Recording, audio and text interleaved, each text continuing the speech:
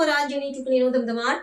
ભાજપના નિરીક્ષકો દ્વારા ઉમેદવાર પસંદગી માટે સેન્સ પ્રક્રિયાનો સત્તાવાર કરાયો પ્રારંભ. આગામી સ્થાનિક સ્વરાજ્યની ચૂંટણીને અનુલક્ષીને ભારતીય જનતા પાર્ટી દ્વારા ઉમેદવારોની પસંદગી માટેની ગતિવિધિઓ તેજ કરવામાં આવી છે. આ શ્રૃંખલામાં પક્ષ દ્વારા નિમવામાં આવેલા નિરીક્ષકોએ શહેરના વિવિધ વિસ્તારોમાં સત્તાવાર રીતે સેન્સ પ્રક્રિયા હાથ ધરી છે, જેના માધ્યમથી સંભવિત દાવેદારોને સ્થાનિક સક્રિય કાર્યકરોના મંતવ્યો અને રજૂઆતો સાંભળવામાં આવી રહી છે, જેથી સ્થાનિક સ્તરે યોગ્ય નેતૃત્વની વરણી કરી શકાય. પ્રદેશ નેતૃત્વ દ્વારા નિયુક્ત કરાયેલા નિરીક્ષકોની સમિતિમાં કતારગામના ધારાસભ્ય વિનોદભાઈ મોરડિયા, પૂર્વ પ્રદેશ મહામંત્રી સનમભાઈ પટેલ અને પૂર્વ પ્રદેશ આમંત્રિત સભ્ય કિરણબેન પટેલનો સમાવેશ થાય છે. આ નિરીક્ષકોએ વિશેષ રૂપે વોર્ડ નંબર 8, 9 અને 10ના દાવેદારોને રૂબરૂ સાંભળ્યા હતા. પ્રાપ્ત આંકડાકીય માહિતી અનુસાર માત્ર વોર્ડ નંબર 8માંથી જ વર્તમાન તેમજ પૂર્વ નગર સેવકો અને અન્ય આગેવાનો મળીને 58થી વધુ કાર્યકરોએ પોતાની પ્રબળ દાવેદારી નોંધાવીને રાજકીય ક્ષેત્રે ભારે ઉત્કંઠા જગાવી છે.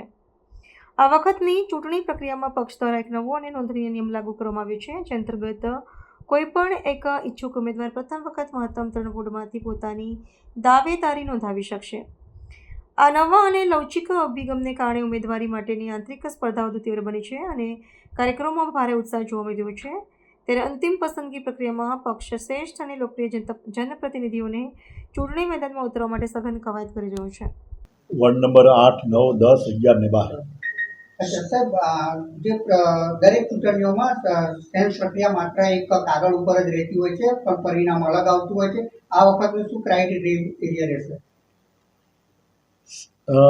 જે પ્રકારે પાર્ટી જે આયોજન કરતી હોય છે એ પ્રકારે દરેકના ઓપિનિયન લેવાના હોય ને સાંભળવાના હોય. દરેક કાર્યકર્તા પોતાનો વાત પોતાની ઉમેદવારી કરી શકે એ માટે હોય છે અને પાર્ટીને યોગ્ય લાગે અહીંથી કોઈ નક્કી નથી થતું, પરંતુ જે યોગ્ય લાગે એ નિર્ણય લેવાતો હોય છે. પણ પાછલી જેટલી બી દરેક ચૂંટણીઓમાં સેન્સ પ્રક્રિયા લેવામાં આવી છે, માત્ર ને માત્ર દેખાડા પૂરતી હોય છે. એવા ભાજપના કાર્યકરોમાં એવો પાછળથી રોજ જોવા મળતો હોય છે. શું કહેશો? એવું કાંઈ હોતું નથી. સેન્સ પ્રક્રિયા એટલે સેન્સ પ્રક્રિયા છે, નિર્ણય અહીંથી નથી હોતો. અચ્છા સાહેબ, આ વખતે જે સેન્સ પ્રક્રિયા લેવામાં આવી રહી છે, તો એમાં યુવા મતદારોને કે ઉંમર લાયક કે કયો ક્રાઇટેરિયા રાખવામાં આવ્યો હોય? એવો અત્યારે કાંઈ ખ્યાલ નથી. અત્યારે ફક્ત ને ફક્ત સાંભળવાના છે.